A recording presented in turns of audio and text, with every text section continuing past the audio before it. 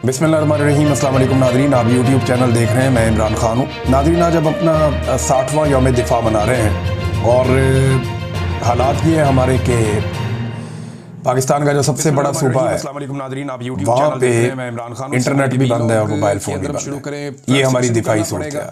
पाकिस्तान में दहशतगर्दी के वाक़यात पे दर पे हो रहे हैं। जिन लोगों ने नहीं सुना वो ये जान लें पूरी ट्रेन के ऊपर दहशतगर्दों ने हमला किया, उसे काबू कर लिया। हम सबकी मदद की तो दहशतगर्दी के खिलाफ लड़ाई में हमने जो कामयाबियां हासिल की थी, ऐसा लगा कि जो एक सियासी मुदाखलत है इदारों की, उसकी वजह से हम बहुत पीछे रह गए और एक मरतबा फिर पाकिस्तान में दहशतगर्दी बहुत बढ़ गई है।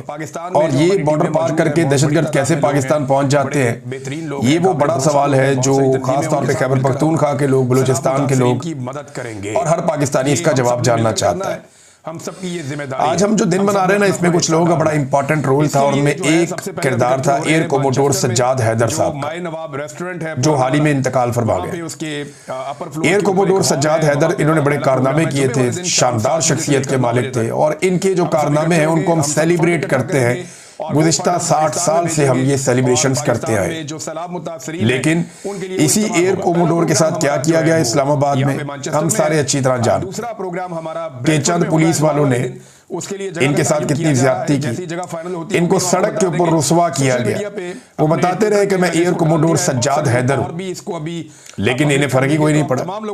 पुलिस ने बहुत बदतमीजी की और वैसे भी पुलिस बदतमीजी करती है जब उन्हें यह पता हो कि मिलिट्री एस्टेब्लिशमेंट का उनके सर पे हाथ है और उन्हें खुली छूट है, जिसको मर्जी मारे, जिसको मर्जी धकेले, जिसको मर्जी गाली दे, फिर वो खुल के आ जाते हैं ना। तो ये जब एक पॉलिटिकल पार्टी को आप एक दुश्मन की तरह डील करते हैं तो उस पॉलिटिकल पार्टी के अंदर तो कोई भी हो सकता है। जो बड़ी अफसोस, तो एक बड़ा अफसोसनाक वीडियो जो है जो पाकिस्तानी तारीख को चिढ़ाता रहेगा ये भी है। जनरल अमजद शोएब को जैसे गिरफ्तार करके एक सेल में डाल दिया गया। ये मैं फोर्सेस के लोगों का नाम इसलिए ले रहा हूं कि ये वो लोग हैं जिन्होंने पाकिस्तान के लिए लड़ाइयां भी लड़ी हैं, पाकिस्तान के लिए काम भी किया हुआ, लेकिन इनको भी रुसवा किया गया सिर्फ और सिर्फ पाकिस्तान तरीके इंसाफ को दीवार के साथ लगाने के लिए, या उनका मौक़िफ़ सामने कोई भी लेकर आता था तो उनके साथ यही किया जाता था। ये सिर्फ मौजूदा जो मिलिट्री एस्टेब्लिशमेंट है उसकी जिद है और ये हर दौर में ऐसे ही रहे हैं। फातिमा जिन्ना के खिलाफ जो एस्टेब्लिशमेंट थी वो उनके खिलाफ यही करती थी और कुछ इसी तरह जो जुल्फिकार अली भुट्टो के खिलाफ एस्टेब्लिशमेंट थी वो भी यही करती थी। तो जो ज़ियाउल हक था वो ऐसा चौड़ा होकर बैठता था, मूंछों को ताऊ दे के वो कहता था ये उड़ा दो सारी, लोगों ने जो बताया चक्कर ही कोई नहीं है, अदालतें आजाद हैं, तो ये भुट्टो को ये कर देंगे। वो किया इन्होंने अपने अपने दौर में, जो याह्या खान ने किया, अयूब खान ने किया, फ्लो पाकिस्तान में जो परवेज मुशर्रफ ने किया पाकिस्तान में सियासतदानों के साथ, सबने देखा। जम्मू के इलाके में और परवेज मुशर्रफ ने नवाज शरीफ को भी जेल में डाला, इमरान खान को भी जेल में डाला, हिमाचल के इलाके में। और ये बहुत सारी जमातें जो आजकल जमहूरियत की चैंपियन बनी हुई हैं, ये परवेज मुशर्रफ के भी साथ मिल गए थे लोग और अब मुख्तलिफ पॉलिटिकल पार्टीज के अंदर आके अपना अपना काम कर रहे हैं। पानी का भाव जारी रहेगा। नाज़रीन, ये यौम दिफा के मौके पर एक और खबर है, अमरीकी तैयारे आए हैं, अमरीकी फौजी भी आए हैं, वो इमदाद लेकर पहुंचे हैं पाकिस्तान।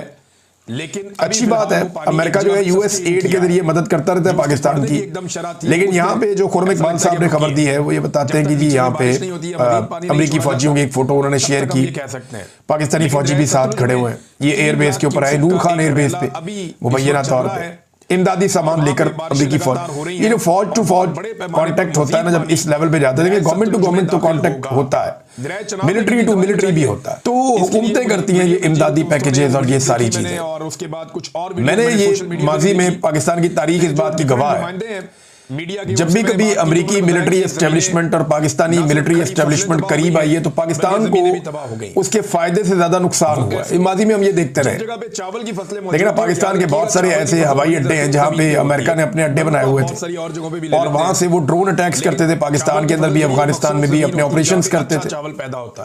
परवेज मुशर्रफ के दौर के अंदर किस तरह अड्डे दिए गए अमेरिका को, ये सारा कुछ हमें याद है, हम अच्छी तरह जानते हैं। तो जब भी ये कुर्बतें बढ़ती हैं तो इसका अंजाम एंड ऑफ द डे पाकिस्तानियों के लिए अभी तक तो कोई अच्छा नहीं रहा। तो उसके बाद पानी उतरने के कुछ इमदाद देना, ये सारी चीजें करना, ये एक अच्छा जेस्चर हो सकता है, लेकिन इन कुर्बतों का अंजाम माजी में पाकिस्तान के लिए कोई अच्छा नहीं रहा। जमीन पे हाँ, दहशतगर्दी के खिलाफ लड़ाई में भी इकट्ठी हो गई, अमेरिकन फोर्सेज ने, अमेरिका ने पाकिस्तानी फोर्सेज को मदद की, ऐसा लगता है। लेकिन ये लड़ाई पाकिस्तान के गले कैसे पड़ी ये भी हम सब जानते हैं। सैकड़ों एकड़ तक जो है, लिहाजा ये जो तस्वीर है इसके देखने के बाद मेरे जो दिल और दिमाग में पहली बात आई वो यही थी कि या अल्लाह खैर, कि अल्लाह ताला खैर ही करे कि अब पता नहीं अमेरिका को पाकिस्तान से क्या काम पड़ गया है या पाकिस्तान ने अमेरिका के साथ मिलकर अब क्या काम करने का फैसला कर लिया है। एक तरफ ये इमदाद आ रही है, मैं साथ जो मुतासिरीन है उनकी बात करूंगे। सतलुज के अंदर नादरीन अभी भी ऊंचे दर्जे का सैलाब है, पानी का रैला भारत से दाखिल हो रहा है और बहुत तेजी से पानी पाकिस्तान में आ रहा है। जो मुजफ्फरगढ़ का इलाका है और उसकी सराउंडिंग में बहुत सारे एरियाज हैं, यहाँ पे बहुत तबाही हुई है। अब गायों भैंसों के लिए कसूर से लेके मुल्तान तक, मुजफ्फरगढ़ तक, यहाँ पे सतलुज ने तबाही फेरी है। दिक्कत आने वाली है और जिस जगह पे जाके ये दरिया आपस में इकट्ठे होते हैं उन एरियाज में भी फ्लड की सिचुएशन बड़ी खतरनाक है। हुकूमती इमदाद जो है वो ना होने के बराबर है, तो जो प्राइवेट लोग हैं वो मदद कर रहे हैं, आहिस्ता आहिस्ता लोग सामने आ रहे हैं। हुकूमत को भी इस बात की समझ आ गई है कि वो अकेले कुछ नहीं कर पाएंगे, लिहाजा लोगों को साथ मिलाना पड़ेगा। कि हमारी फसलें लेकिन एक तरफ देखें लोग अपने चारे के लिए परेशान है, जानवरों के लिए परेशान है। सबसे बड़ा मसला उनके लिए बना हुआ है कि उनको जो जानवरों के लिए चारा में असर नहीं है। 35% कमी चारा जो है वो रोज का रोज काटते हैं और जानवरों को डालते हैं। ये जो 3 दरिया है ना आपके, चनाब, सतलुज, रावी, इसके किनारे आपकी भैंसें बहुत बड़ी तादाद में, पाकिस्तान की मईशत, यहाँ पे मवेशी बहुत बड़ी तादाद में लोगों ने रखे हो, गवाला जिसे आप कहते हैं। दूध की प्रोडक्शन यहाँ बहुत होती है, अपनी जरूरत का नहीं है अब, तो ये दूध की प्रोडक्शन बहुत बड़े पैमाने पर मुतासिर हो सकती है।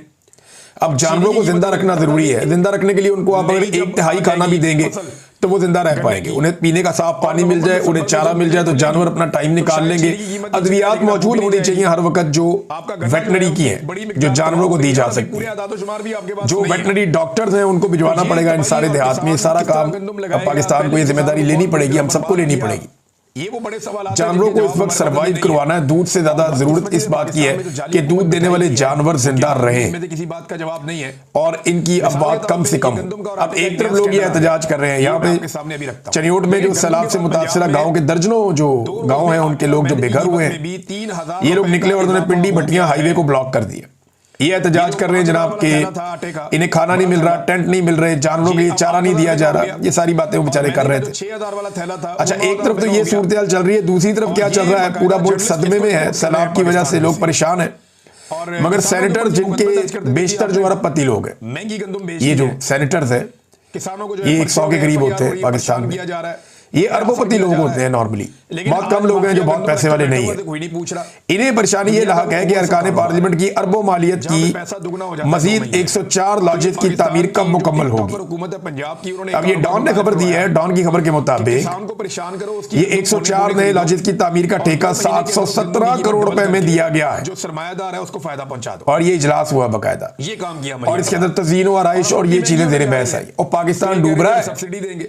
यहाँ पे जो इजलास हो रहा है सेनेट के हवाले से, उसमें तय किया जा रहा है कितना पैसा देना है इनके घर बनाने के लिए। 104 लॉजिक बनेंगे, 717 करोड़ रुपया लगेगा। 717 करोड़ किसान को 104 लॉजिक, यानी 4 करोड़ रुपया कम से कम एक के ऊपर ये लगाने जा रहे हैं। और जब आप इकट्ठे बनाते हैं ना तो पैसा बहुत कम लगता है। इसके बाद तज़ीन और आराइश भी होनी है। अभी तो ये बनने हैं ना, और जरा उसके बाद इसकी तज़ीन और आराइश होगी, सजाया जाएगा। अंदर जो इसके सामान जाना है उसकी कीमत अलग है। ये हमारी प्रायोरिटी है नाज़रीन पाकिस्तान में।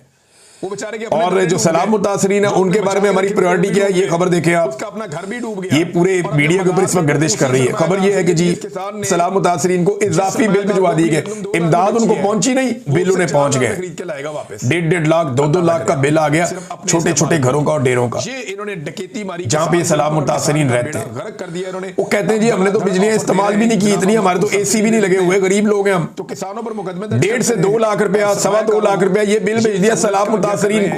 यही इनका शर्म भी नहीं आई इनको बिल भेजते। वो बिल इकट्ठे करके बेचारे वो दिखा रहे हैं सैलाब मुतासरीन कि भाई हम तो इधर पड़े हुए हैं पिछले 15 दिन से, हम तो अपने घरों में भी नहीं जा पा रहे, हमारे हालात बहुत बुरे हैं, ये टिकटॉक्स और हम तो इतनी बिजली इस्तेमाल भी नहीं करते, ये इतना बिल हमें क्यों भेज दिया है। तो ये वो कारनामा है जो नवाज शरीफ ने और शहबाज शरीफ ने और जरदारी ने और उनकी पार्टी ने मिलकर किया था, IPPs वाला।